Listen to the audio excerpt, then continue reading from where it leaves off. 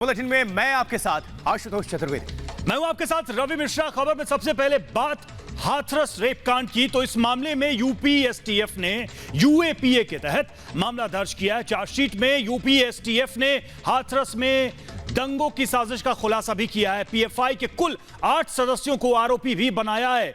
तो देखिए इस पूरे मामले में किस तरह से चार्जशीट फाइल की गई और पीएफआई के लोगों का नाम सामने आया है कि किस तरह से हाथरस कांड को लेकर यहां पर बड़ी साजिश रची जा रही थी। जी हां, तो कुल 5000 पेज की चार्जशीट में यूपी एसटीएफ ने हाथरस में दंगों की साजिश का खुलासा किया है और पीएफआई के कुल 8 सदस्यों को इस मामले के तहत आरोपी बनाया गया है। तो उत्तर प्रदेश के हाथरस में हुए रेप और हत्या के मामले में यूपी एसटीएफ की एक टीम ने मथुरा कोर्ट में यूएपीए के तहत चार्जशीट फाइल कर दी है।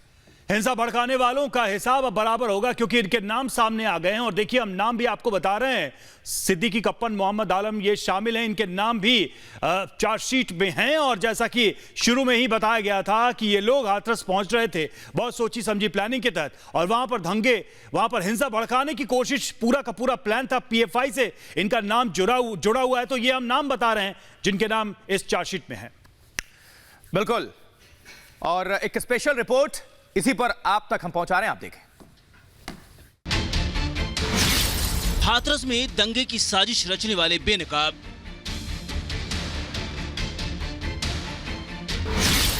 एसटीएफ की चार्जशीट दाखिल।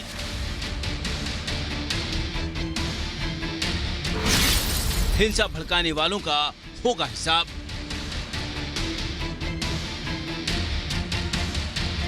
जहां एक तरफ पूरा देश हाथरस रेप कांड की पीड़ित बेटी के लिए आंसू बहा रहा था, लोग सड़कों पर उतरकर इंसाफ की मांग कर रहे थे, वहीं दूसरी ओर इस घटना की आड़ में दंगे वाली साजिश की तैयारी चल रही थी। इस तैयारी को अंजाम देने की फिराक में था पीएफआई। हाथरस कांड में एसटीएफ ने चार्जशीट दाखिल कर दी है, जिसमें पीएफआई के कुल 8 सदस्यों को आरोपी बनाया गया है, जिसमें अतिकुर रहमान, मसूद अहमद, सिद्दीकी कप्पन और मोहम्मद आलम का नाम शामिल है। यूपी एसटीएफ ने 5000 पन्नों की चार्जशीट दायर कर हाथरस दंगों की साजिश का खुलासा किया है। दायर की गई चार्जशीट के अनुसार मथुरा से गिरफ्तार किया गया सिद्दीकी कप्पन दंगों का थिंक टैंक था। पुलिस की छापेमारी में आरोपियों के पास से ऐसे बहुत से दस्तावेज बरामद हुए थे जो न सिर्फ बड़ी साजिश बल्कि इस ओर भी संकेत कर रहे हैं कि इस साजिश के पीछे कोई बड़ा आतंकी संगठन था। 5 अक्टूबर 2020 को स्विफ्ट डिजायर कार में चारों आरोपियों के कब्जे से 6 स्मार्टफोन, 1 लैपटॉप समेत तमाम कागजात जब्त किए गए थे। जब्त कागजात में हिंसा भड़काने वाले स्लोगन भी लिखे गए थे। इसके अलावा एक website justice for Hathras victim बनाकर भी माहौल खराब करने की कोशिश की गई थी। चार्जशीट के मुताबिक सभी आरोपी सितंबर 2020 में पीएफआई के एक सीक्रेट वर्कशॉप में शामिल हुए थे।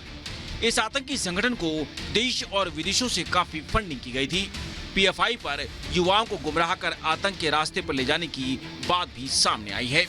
14 सितंबर को उत्तर प्रदेश के हाथरस में लड़की के साथ कुछ युवकों ने कथित तौर पर गैंगरेप किया था। लड़की को गंभीर हालत में दिल्ली के सफदरजंग अस्पताल में भर्ती कराया गया था, जहां बीते 29 सितंबर को उसकी मौत हो गई थी। Bureau report, Republic Bharat. Amit Chaudhary हमारे साथ इस वक्त जुड़े हुए हमारे सहयोगी। अमित, जो मामले इन पर लगे हैं वो मामले क्या हैं? चार्जशीट में जो आरोप तय किए गए हैं वो क्या क्या आरोप हैं, और क्या इस बात की संभावना है कि सिर्फ यही लोग हैं या इनसे जुड़े और भी लोग हो सकते हैं पीएफआई के नेटवर्क से जुड़े, जिनकी अभी भी खोजबीन चल रही है? देखिए, अगर इस चार्जशीट की अगर बात करें तो इस चार्जशीट में सीधे तौर पर यह बताया गया है कि फिलहाल दंगा भड़काने की जो है वो साजिश ये रच रहे थे। जस्टिस फॉर हाथरस के नाम से, जस्टिस फॉर हाथरस विक्टिम के नाम से इन्होंने एक वेबसाइट बनाई थी। वेबसाइट के माध्यम से इन्होंने जहर घोला। और मैं आपको ये भी बताना चाहूंगा कि करीब विदेशों से पैसे की जो है वो बात यहाँ पर बताई जा रही है कि कहां से पैसा, इससे पहले भी हमने खुलासा किया था कि किस तरीके से पीपीई किट के नाम पर, उसके एक्सपोर्ट के नाम पर, उसकी ट्रेडिंग के नाम पर इन लोगों ने पैसा जुटाया।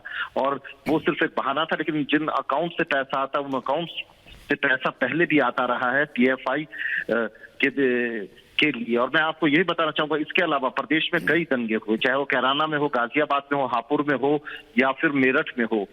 दिल्ली में जो दंगे हुए सीए के नाम पर, उन सब में जो लोग पकड़े गए हैं उनका कहीं ना कहीं पीएफआई से कनेक्शन है, और ये बड़ी बात है। इसके अलावा देखिए, एक लैपटॉप जो मिलता है, लैपटॉप में तमाम तरीके के उसमें डॉक्यूमेंट है, उसमें उसके अलावा 6 स्मार्टफोन भी मिले हैं और 1717 जो है प्रिंटेड कागज हैं, और उस कागजों में जो लिखा हुआ है उसमें लिखा हो कि किस तरीके से लोगों को भड़काना और किस तरीके से जो आदिवासी हैं या फिर जो एक खास समुदाय है उसको, उसके मुद्दों को उठा करके उनको भड़काना है, इस तरीके की बात है। इस घटनाक्रम पर आप नजर बना के रखें, दोबारा आपका फिर से संपर्क करेंगे। बहुत बहुत शुक्रिया।